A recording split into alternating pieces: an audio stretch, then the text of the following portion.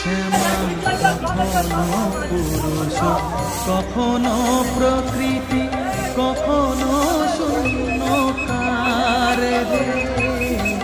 কখনো পুরুষ, কখনো প্রকৃতি, কখনো শূন্যকার হে।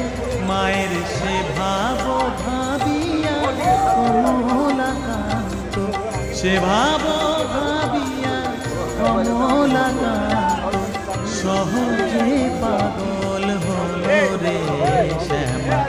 মা কি আমার কালো, কালো রূপে দিগম্বরী, কালো রূপে দিগম্বরী হৃদি পদ্ম করে মোরালো রে শ্যামা। মা